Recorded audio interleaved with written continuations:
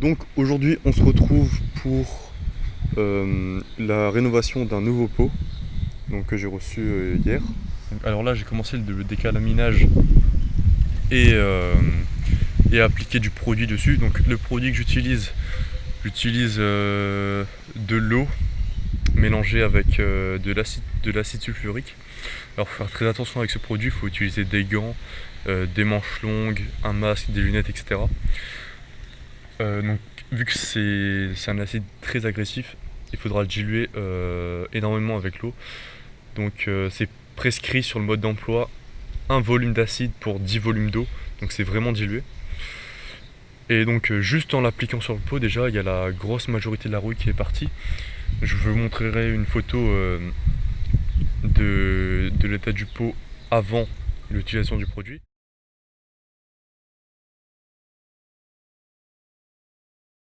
Et juste ici, c'est cette partie là que j'ai commencé à poncer légèrement avec du papier de verre. Là, donc ce que je compte faire, c'est poncer à l'eau, donc avec du papier comme je vous ai montré dans la première vidéo. Donc c'est du papier qui va du 80 au 1000 en passant par donc 80, 120, 220, 280, puis je crois après, je me souviens plus, je crois que c'est du 500, puis du 1000, enfin bref, à l'eau ou à sec, ça dépend de comment je travaille. Donc là je vais faire ça, et ensuite je vais vous montrer mon nouveau matériel pour bleuir le pot.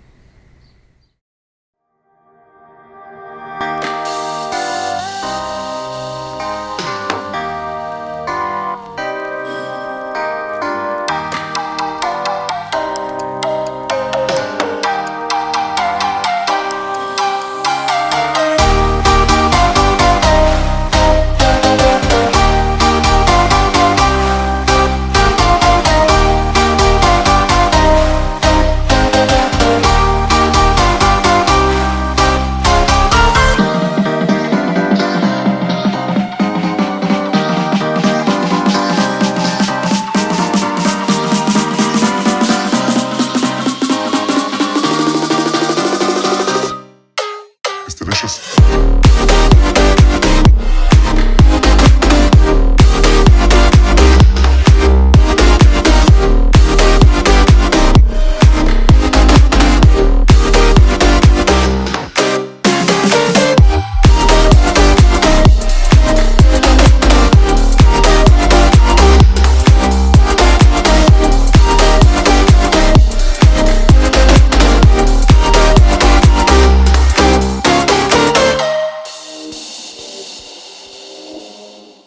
Alors on se retrouve à la fin de la restauration.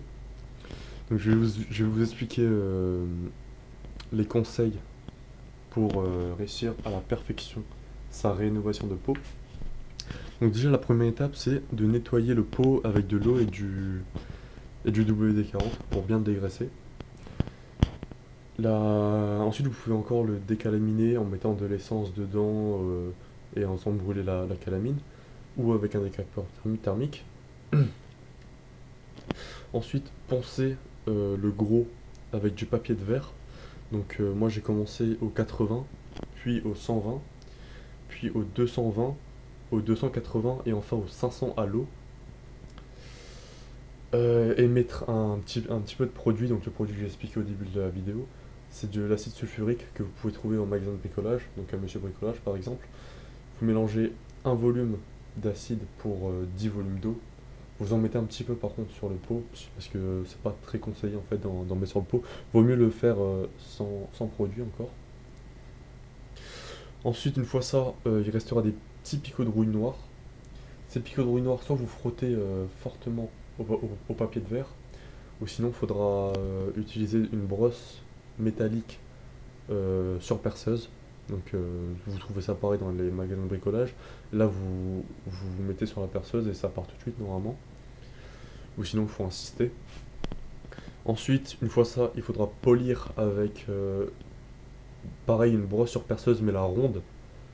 Une brosse surperceuse ronde. Je vous mettrai les photos de quelle brosse utiliser. Donc là pareil vous mettez sur la perceuse, vous passez sur tout le pot pour qu'il soit en fait pour que le polissage soit homogène. Une fois ça, vous prenez de la paille de fer, toujours en magasin de bricolage. La paille de fer, c'est comme, ça va agir comme du papier de verre très fin, donc comme du 1200 par exemple. Donc vous passez le papier de verre de haut en bas par contre. Donc comment dire, ici en fait, vous passez pas comme ça, vous passez comme ça, la paille de fer.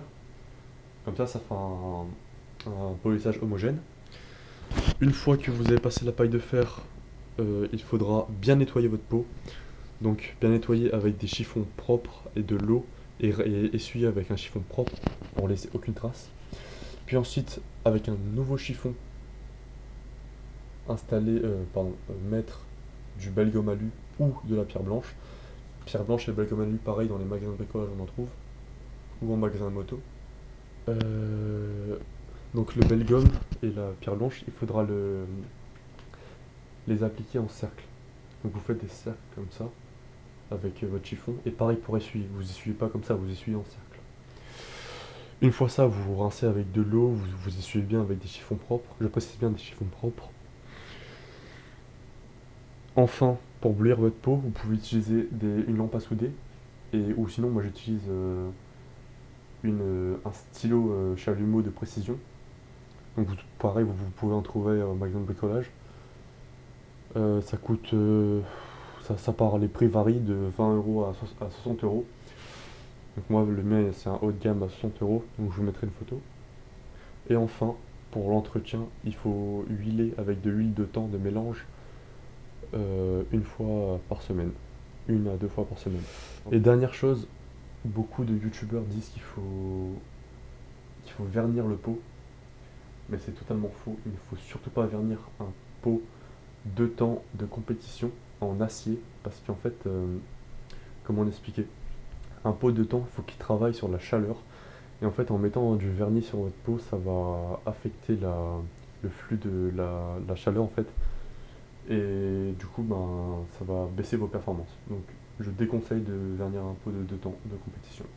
Seconde chose, pour ceux qui habitent à La Réunion, je propose mes services pour rénover les pots.